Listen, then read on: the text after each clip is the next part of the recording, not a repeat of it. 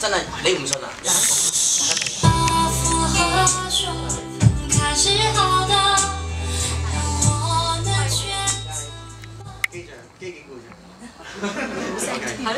咁佢叫我分享翻我自己嗰個人生歷程啊嘛。我都用咗幾晚嘅時間都去諗啊，咁究竟其實我喺呢個世界上有冇付出咧？或者我生存喺呢個世界有冇啲特別嘅工作要做咧？係啦。咁我首先都好多謝阿 Paul 幫我搞咗呢一個生日 party， 咁我即係覺得幾感性，我好開心。感動。咁另外咧就講翻我細個啦。咁我細個嘅時間咧，3歲嘅時候爹哋過身，咁媽咪一個人就需要負擔起成頭家啦。咁佢揀咗做倒垃圾嘅工作。咁細個嘅時間，身邊嘅隔離鄰舍都唔會同我玩嘅。咁我所以喺我細個我個腦裏邊嗰個係一片空白，冇朋友，唔開心，甚至乎係好自卑嘅。直至到我即係出嚟做嘢啦，咁我感受到我媽以前真係好勞累去養起成頭家，咁所以我係決定我一出嚟做嘢嘅時間，我一定要係努力工作，我要俾最好嘅我媽媽。咁跟住我就好幸運喎，我識咗我老公啦。咁生咗個小朋友之後，咁佢 support 咗我，咁我開咗間特別鋪。我段時間幾好生意啦，咁啊開咗2間添。直至到97年之後金融風暴，之後咧咁執咗其中一間，咁我需要出嚟揾嘢做啦。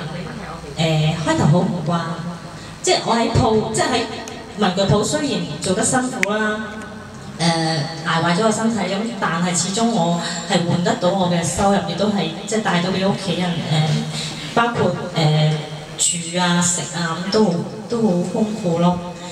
出咗嚟做嘢嘅時間，咁我係做過call center 啦，即係打電話去 sell 你哋啲自助餐啊。保險啊咁嗰啲，我做過嗰啲嘅工作。咁其實亦都做過啲要企街嘅，要做cold call 嘅，做過好多呢類型嘅工作。其實唔開心。嗰段時間我亦都覺得係我人生裏邊係最低潮嘅。炒股票又輸錢啦，做過生意又輸錢啦，輸咗好多錢。之前揾嘢全部冇晒。但係而家回顧翻，原來係即係我輸嘅係錢咯，但我贏嘅係一啲嘅經歷、一啲嘅體驗，同埋一大班嘅朋友咯。咁最後我選擇入宏利保險，就因為我自己做開生意，打工打唔慣，咁之後呢個工作係唔使打本，但係我可以好似做生意嘅方法去營運。開頭係辛苦，好辛苦，亦都好多 reject， 好唔慣，好唔舒服。我後期要諗個方法突破自己，咁我就揀咗一樣我最驚嘅就係水啦。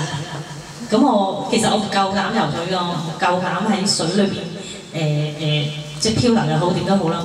咁我選擇咗我去學潛水，最後考到個潛水牌。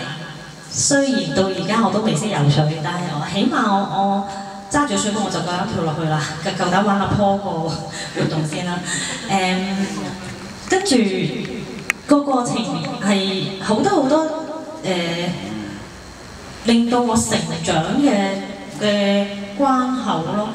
譬如我去學上啲體驗式嘅課程啦，剛才阿 Yuki 啊 Jason 啊分享啦，同埋我又好中意學啲玄學嘅嘢，包括頭先佢哋講嘅塔羅牌啊、八字啊、風水啊咁。其實學係咪因為我八卦咧？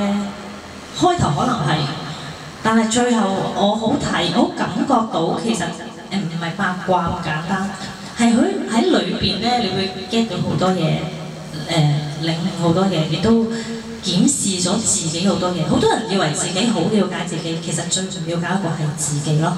咁記得2006年嘅時候，我跛咗隻腳，即係頭先阿 Perry 講話腳上大陸，因為我跛咗腳，動咗拐杖差唔多2、3個月啦。我段時間我仲堅持工作，我條數跑得好好啊。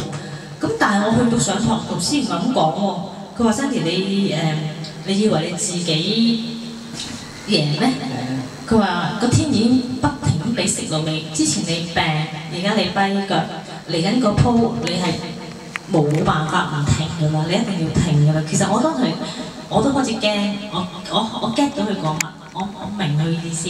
其實個天真係一路俾人識路我嘅，不過我自己好勝，同埋我即係好專注工作，係會擺好多時間落去工作度咯。直至到喺2009年嘅年頭，我媽咪心臟病過身，咁未喊嘅，咁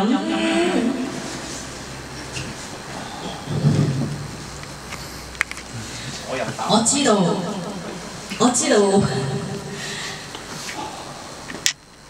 呢個係真係要停咯，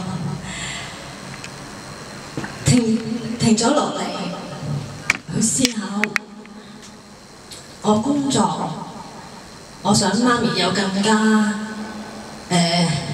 優質嘅生活。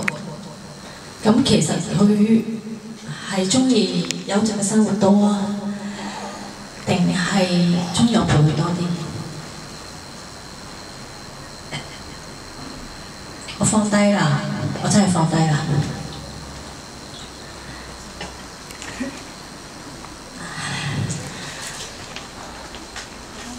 唯一一個令到我即係開心嘅，都仲係之前真係帶我媽去過好多唔同地方去旅行，有好多嘅回憶。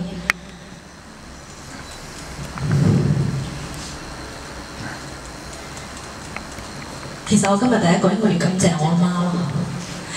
我細個唔開心，其實造成咗我大個識得去珍惜、愛惜。